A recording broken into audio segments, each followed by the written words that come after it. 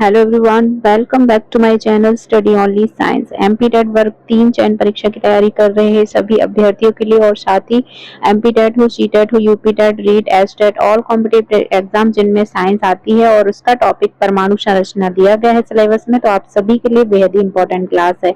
तो हम NCERT based question करेंगे जो कि एमपी-टेट वर्ग 3 के नवीन पाठ्यक्रम पर आधारित क्लास है। जैसा कि सब लोग बोल रहे थे कि इसके कंटेंट लाइए, टॉपिक वाइज आप चैप्टर वाइज कवर कराइए, तो हम टॉपिक वाइज ही कवर करा रहे हैं। तो आज का हमारा टॉपिक है परमाणु की संरचना से रिलेटेड, जिसके हम कुछ महत्वपूर्ण बिंदु यानी कि पॉइंट्स पर थोड़ा सा फोकस करेंगे, फिर इसके वस्तुनिष्ठ प्रश्नों को कवर करेंगे। तो पदार्थ के सबसे सूक्ष्मतम एवं अविभाज्य कण को परमाणु कहा जाता है, ठीक है, जिसे विभाज्य नहीं किया जा सकता, पर फिर भी इसके तीन जो है कण होते हैं। परमाणु के अंदर भी 3 तरह के सूक्ष्मतम कण पाए जाते हैं, ठीक है। तो उनको नाम हमने दिया है न्यूट्रॉन, मतलब जो न्यूट्रॉन है, इलेक्ट्रॉन है, प्रोटॉन है, उनकी डेफिनेशन यहाँ पे हम जानेंगे सबसे पहले। तो न्यूट्रॉन परमाणु के नाभिक में पाए जाने वाले एक विद्युत उदासीन अनावेशित उप परमाणविक कण है, जिनका द्रव्यमान प्रोटॉन से अधिक थोड़ा होता है, ठीक है। प्रोटॉन से क्या होता है, थोड़ा अधिक होता है, और ये एक परमाणु के 3 मुख्य कणों प्रोटॉन, न्यूट्रॉन और इलेक्ट्रॉन में से एक है और परमाणु द्रव्यमान का निर्माण करता है। ब्रिटिश भौतिक वैज्ञानिक थे जिनका नाम था जेम्स चैडविक। इन्होंने 1932 में न्यूट्रॉन की खोज की थी, तो ये भी इंपॉर्टेंट है। अगला आता है इलेक्ट्रॉन की परिभाषा, देखते हैं। तो इलेक्ट्रॉन है जो एक विद्युत परमाणु है, इलेक्ट्रॉन या विद्युत अणु, ठीक है। तो इनमें से इलेक्ट्रॉन या विद्युत अणु भी कह सकते हैं इसे। तो ऋणात्मक आवेश वाला एक उप परमाणविक कण होता है जो सभी परमाणुओं का एक मूलभूत घटक होता है। यह परमाणु के नाभिक के चारों ओर परिक्रमा करता है और रासायनिक बंध बनाने में महत्वपूर्ण भूमिका निभाता है। इलेक्ट्रॉन ही विद्युत धारा के प्राथमिक वाहक होते हैं, ठीक है। फिर आता है अगला प्रोटॉन। तो प्रोटॉन है एक धनात्मक विद्युत आवेश वाला और एक उप परमाणविक कण है जो परमाणु में पाया जाता है, परमाणु के केंद्रक में पाया जाता है, ठीक है। यहाँ पे केंद्रक कर लेना, केंद्रक में पाया जाता है। यह एक स्थिर कण है और इसकी संख्या से किसी भी तत्व का परमाणु क्रम निर्धारित होता है और प्लाटन 2 एपी क्वार्क और एक डाउनलोड क्वार्क से मिलकर बनता है और इसे P या H+, ठीक है, P या H+ प्रतीक द्वारा निर्धारित किया जाता है या शुरू किया जाता है। फिर अगला पॉइंट आता है सामान्यतः न्यूट्रॉन को N से दर्शाया जाता है और परमाणु का द्रव्यमान नाभिक में उपस्थित प्रोटॉन और न्यूट्रॉन के द्रव्यमान के योग के द्वारा प्रकट किया जाता है। किसके? प्रोटॉन और न्यूट्रॉन के द्रव्यमान के योग के बराबर परमाणु का द्रव्यमान होता है। फिर आता है उदासीन परमाणु। तो सामान्यतः कोई भी परमाणु उदासीन होता है क्योंकि परमाणु में धन प्रोटॉनों की संख्या और ऋण प्रोटॉन इलेक्ट्रॉनों की संख्या जो है के बराबर होता है और यही कारण है कि किसी भी परमाणु पर नेट आवेश जो है शून्य होता है और परमाणु उदासीन होते हैं, ठीक है। फिर आता है केनाल किरणें। तो केनाल किरणें विसर्जन नलिका के एनोड से निकलने वाले धन आवेशित कणों की धारा होती है जब बहुत ही कम दाब पर गैस में से विद्युत धारा प्रवाहित की जाती है, तो इसे केनाल किरणें इस तरह से डिफाइन करेंगे। फिर अगला आता है नाभिक की खोज जो है रदरफोर्ड ने की थी। परमाणु के नाभिक की खोज रदरफोर्ड ने की थी। फिर अगला पॉइंट है परमाणु का धन आवेशित भाग जो है वो नाभिक ही होता है। अगला है पॉइंट परमाणु में इलेक्ट्रॉनों की संख्या प्रोटॉनों की संख्या के बराबर होती है। फिर नेक्स्ट पॉइंट है इलेक्ट्रॉन नाभिक के चारों ओर निश्चित कक्षाओं में चक्कर लगाते हैं। कौन? इलेक्ट्रॉन ही चक्कर लगाते हैं चारों ओर कक्षाओं में। अगला है जब इलेक्ट्रॉन एक विविक्त कक्षा में चक्कर लगाते हैं तो उनकी ऊर्जा का विकिरण नहीं होता है, ठीक है। नेक्स्ट पॉइंट है परमाणु के नाभिक के चारों ओर इलेक्ट्रॉनों के चक्कर लगाने के लिए विभिन्न एवं निश्चित कक्षाएं होती हैं। इन्हें क्या कहते हैं? शेल या कोष भी कहा जाता है। इन्हीं कक्षाओं को ऊर्जा स्तर कहते हैं, ठीक है। नेक्स्ट पॉइंट है किसी परमाणु के विभिन्न कोषों में इलेक्ट्रॉनों के वितरण को इलेक्ट्रॉनिक विन्यास कहते हैं। क्या इलेक्ट्रॉनों के वितरण को इलेक्ट्रॉनिक विन्यास कहते हैं? जैसे पहली कक्षा में 2 फिर 8 8 ऐसे करके उनका विभाजन हुआ होता है। अगला है पॉइंट किसी परमाणु के बाह्यतम कक्षा में उपस्थिति संयोजी इलेक्ट्रॉन्स की संख्या को उस तत्व की संयोजकता कहते हैं, ठीक है। यानी कि जो इलेक्ट्रॉन मुक्त घूम रहे होते हैं वो किसी और तत्व के इलेक्ट्रॉन से कनेक्ट होकर संयोजी इलेक्ट्रॉन की संख्या बनाते हैं और उसे संयोजकता कहते हैं। ठीक है, अगला है किसी परमाणु के नाभिक में उपस्थित प्रोटॉनों की कुल संख्या को परमाणु संख्या कहते हैं। ठीक है, प्रोटॉनों की संख्या को ही परमाणु संख्या कहते हैं। फिर नेक्स्ट है किसी परमाणु के नाभिक में उपस्थित कुल प्रोटॉनों और न्यूट्रॉनों की संख्या के योगफल को क्या कहा जाता है? परमाणु द्रव्यमान कहते हैं। नेक्स्ट पॉइंट है समस्थानक किसी तत्व के वे परमाणु होते हैं, समस्थानक वे परमाणु होते हैं जिनकी परमाणु संख्या या तो बराबर होती है परंतु परमाणु द्रव्यमान भिन्न भिन्न होते हैं, वो समस्थानिक कहलाते हैं। ठीक है, नेक्स्ट है ये परमाणु जिनकी द्रव्यमान संख्या समान परंतु परमाणु संख्या जो है भिन्न भिन्न होती है, ऐसे परमाणु जिनकी परमाणु संख्या समान और परमाणु द्रव्यमान जो है भिन्न भिन्न होता है। ठीक है, वो ये यहाँ पे संख्या नहीं एक जगह द्रव्यमान होगा। ठीक है, तो इस तरह से ये वाला पॉइंट हमारा कवर होता है। अब हम परमाणु की संरचना में महत्वपूर्ण वस्तुनिष्ठ प्रश्नों की ओर फोकस करेंगे। पहला क्वेश्चन है पदार्थ के परमाणविक सिद्धांत सर्वप्रथम किसने प्रस्तावित किया था? तो परमाणविक सिद्धांत पदार्थ का सर्वप्रथम जॉन डाल्टन ने प्रस्तुत किया था। बी ऑप्शन राइट हो जाएगा, सब सर्वप्रथम। ठीक है, अगला प्रश्न है परमाणु के नाभिक का आकार होता है, तो परमाणु के नाभिक का आकार 10-15 m होता है। ठीक है, 10 की पावर -15 m होता है, यानी कि द्रव्यमान। n का मतलब है मास या द्रव्यमान। अगला है प्रश्न निम्नलिखित में से कौन एक अस्थायी कण है? तो अस्थायी कण कौन सा? इलेक्ट्रॉन, प्रोटॉन और न्यूट्रॉन में से तो न्यूट्रॉन जो है वो अस्थायी कण है। ठीक है, अगला है निम्नलिखित में से कौन सा एक किसी तत्व के परमाणु क्रमांक को सबसे सही निर्धारित करता है? तो तत्व के परमाणु क्रमांक को सबसे सही निर्धारित कौन करता है? प्रोटॉनों की संख्या, उसी से परमाणु संख्या या परमाणु क्रमांक निर्धारित होता है। ए ऑप्शन सही हो जाएगा। अगला प्रश्न है परमाणु के नाभिक में कौन से कण होते हैं? तो परमाणु के नाभिक में जो कण होते हैं वो होते हैं प्रोटॉन और न्यूट्रॉन। इलेक्ट्रॉन तो कक्षाओं में चक्कर लगाते हैं। ठीक है, और प्रोटॉन न्यूट्रॉन जो होते हैं वो परमाणु के नाभिक में होते हैं। नेक्स्ट प्रश्न है निम्न में कौन सा आवेश रहित कण है जिस पर कोई आवेश नहीं होता? आवेश रहित कण होता है कौन सा? न्यूट्रॉन। ठीक है, ये उदासीन होता है। इलेक्ट्रॉन पे माइनस आवेश होता है, ऋण आवेश प्रोटीन पर पॉजिटिव आवेश होता है। अगला प्रश्न है परमाणु में कौन से मूल कण समान संख्या में होते हैं? तो कौन से मूल कण हैं जो समान संख्या में होते हैं? वो होते हैं इलेक्ट्रॉन और प्रोटॉन, जो परमाणु द्रव्यमान निर्धारित करते हैं। नेक्स्ट है सबसे पहले इलेक्ट्रॉन के आवेश का निर्धारण किसने किया था? तो सबसे पहले इलेक्ट्रॉन के आवेश का निर्धारण मिलिकन ने किया था। ठीक है, इस प्रश्न को थोड़ा ध्यान देना। मिलिकन ने सबसे पहले इलेक्ट्रॉन के आवेश का निर्धारण किया था। नेक्स्ट है एक इलेक्ट्रॉन पर कितना आवेश होता है? तो एक इलेक्ट्रॉन पर जो आवेश होता है वो होता है -1.6 × 10⁻⁻19 कूलाम। ठीक है, ये हमारा ऑप्शन ए में आंसर सही हो जाएगा। तो इतने आवेश होता है एक इलेक्ट्रॉन पर। अगला प्रश्न है रदरफोर्ड के प्रकीर्णन ने किसकी मौजूदगी को सिद्ध किया?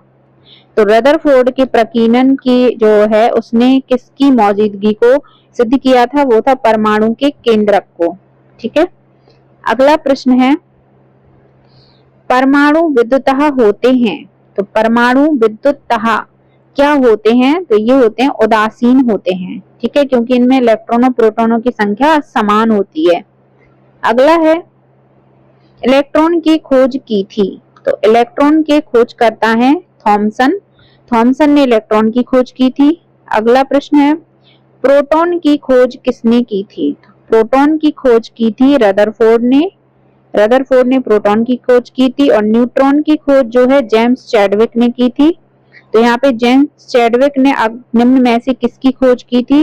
तो इसका आंसर है न्यूट्रॉन की। ठीक है, अगला प्रश्न है निम्नलिखित में में से किन कणों में कणीय तरंग की द्विप्रकृति पाई जाती है? तो इनमें से कणीय तरंग की द्विप्रकृति पाई जाती है इलेक्ट्रॉन में, ठीक है। अल्फा और बीटा कण होते हैं। अगला प्रश्न है, पॉजिट्रॉन के खोज करता है। तो पॉजिट्रॉन के जो खोज करता है वो है एंडरसन, ठीक है। एंडरसन पॉजिट्रॉन के खोज करता है। अगला प्रश्न है, परमाणविक नाभिक किसने खोजा था? तो परमाणु का नाभिक किसने खोजा था या परमाणविक नाभिक किसने खोजा था? वो है रदरफोर्ड। अगला प्रश्न है, एक भारतीय वैज्ञानिक जिनका नाम एक विशिष्ट मूल के कण के साथ जुड़ा है। भारतीय वैज्ञानिक हैं और इनका नाम विशिष्ट मूल के कण के साथ जुड़ा है, वो है बोश, जिसको हाँ इनका नाम है बोस, ठीक है। सीवी बोस, इनका पूरा नाम याद नहीं आ रहा है लेकिन सीवी बोस इतना पता है। अगला प्रश्न है, न्यूट्रॉन का पता लगाने वाले वैज्ञानिक का नाम है। तो न्यूट्रॉन का पता लगाने वाले वैज्ञानिक का नाम है चैडविक, ठीक है, जेम्स चैडविक। अगला प्रश्न है, निम्नलिखित में किस परमाणु के नाभिक में एक भी न्यूट्रॉन नहीं होता है? तो एक भी न्यूट्रॉन किस परमाणु के नाभिक में नहीं होता है, या किसके परमाणु के नाभिक में एक भी न्यूट्रॉन नहीं होता है? इसका आंसर है हाइड्रोजन, ठीक है। हाइड्रोजन के नाभिक में न्यूट्रॉन नहीं होता है। अगला प्रश्न है, इलेक्ट्रॉन के तरंग प्रकृति की खोज की थी। तो इलेक्ट्रॉन के तरंग प्रकृति की खोज की थी डी ब्रोगली ने की थी।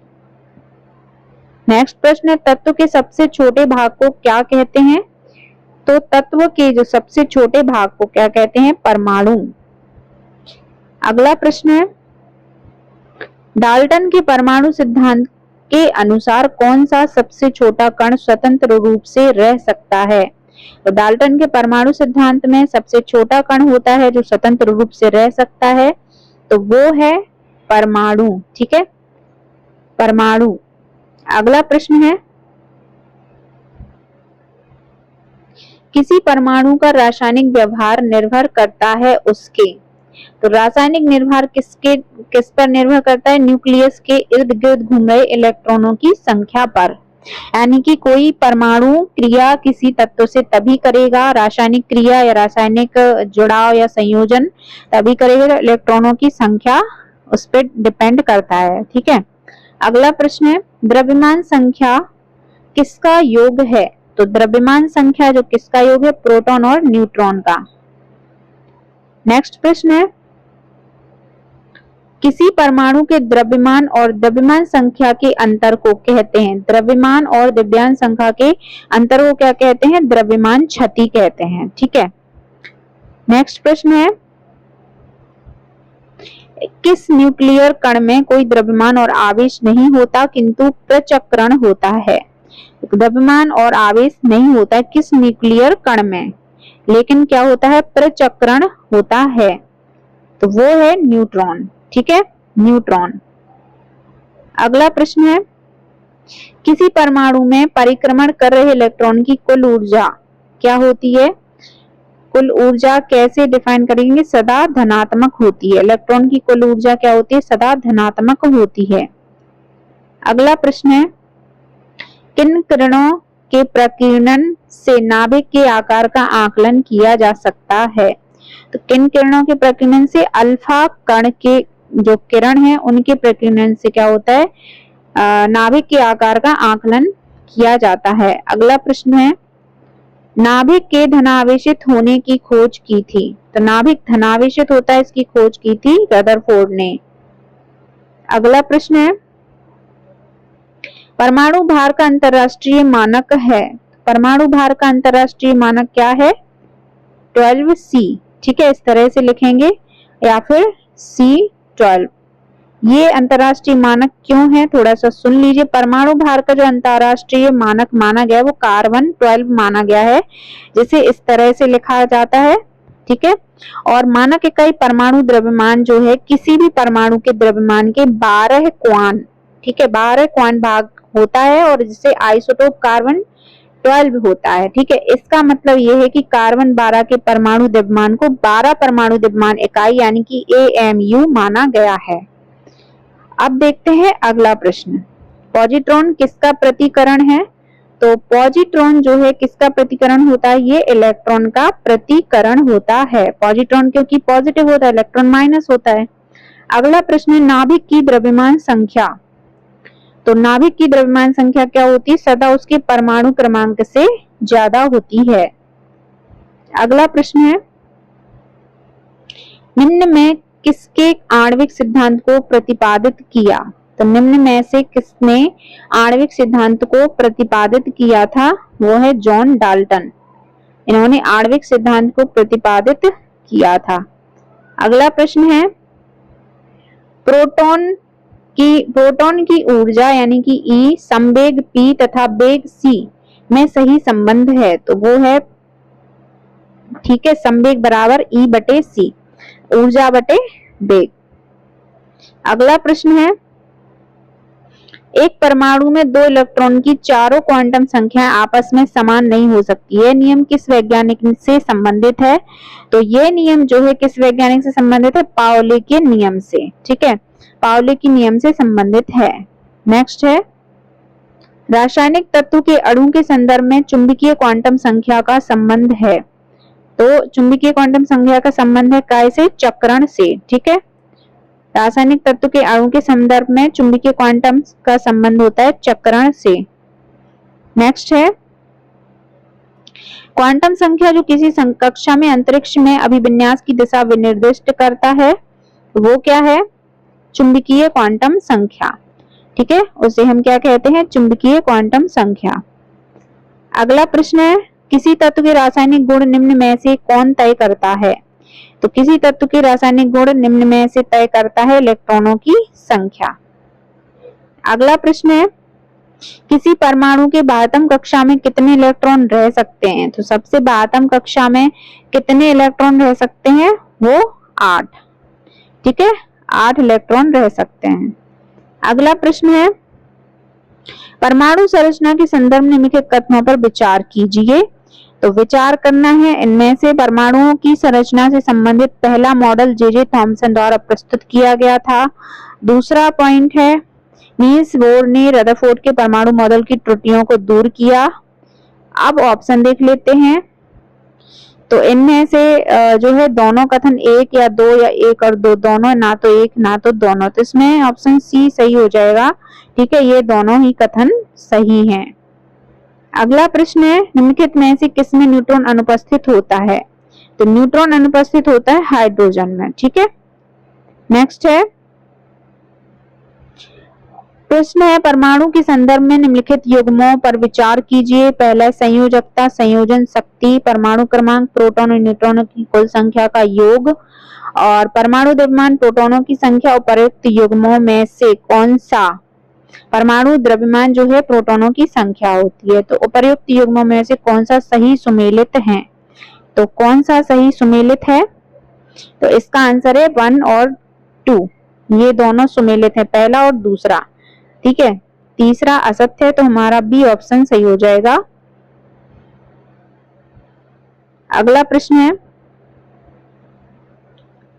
दो परमाणुओं को समस्थानिक यानी कि आइसोटोप कहा जाता है यदि उनकी परमाणु संख्या समान, परमाणु द्रव्यमान संख्या भिन्न हो, उनमें न्यूट्रॉनों की संख्या समान परंतु प्रोटॉनों की संख्या भिन्न हो, या उनकी परमाणु संख्या भिन्न परंतु द्रव्यमान संख्या समान हो, उनमें न्यूट्रॉनों की संख्या भिन्न परंतु द्रव्यमान संख्या समान हो।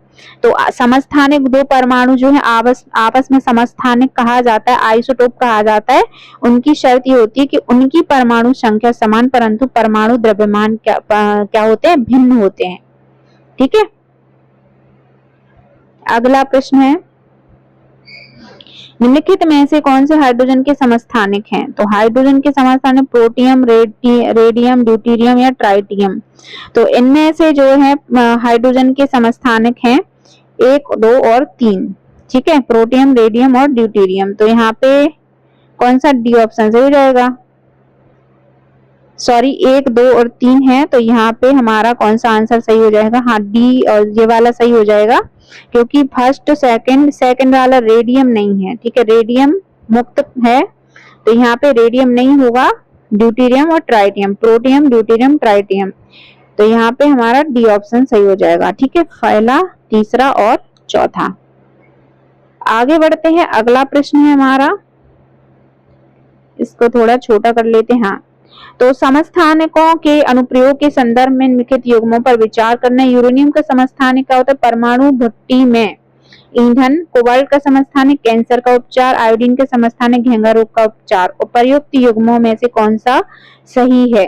तो इनमें से ये तीनों सही हैं, तो हमारा आंसर क्या हो जाएगा? डी, 1, 2 और 3। तो तीनों सही। यूरेनियम का समस्थानिक क्या करता है? परमाणु भट्टी में यूज होता है। कोबाल्ट का समस्थानिक कैंसर का उपचार। आयोडीन का समस्थानिक घेंगा रोग का उपचार में सहायक है। तो हमारा डी ऑप्शन राइट हो जाएगा।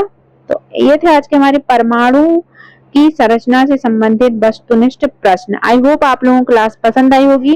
क्लास अच्छी लगी तो वीडियो को लाइक करिए। कोई आपकी समस्या है तो आप मुझे कमेंट करके बता सकते हैं, मैं पूरी कोशिश करूंगी उसे दूर करने की। कोई क्वेरी है, कोई क्वेश्चन है, या फिर आप किसी तरह का अपने पर्टिकुलर टॉपिक पे आप क्लास चाहते हैं तो मुझे कमेंट करके बता सकते हैं। मिलते हैं अगली क्लास में अगले टॉपिक के साथ।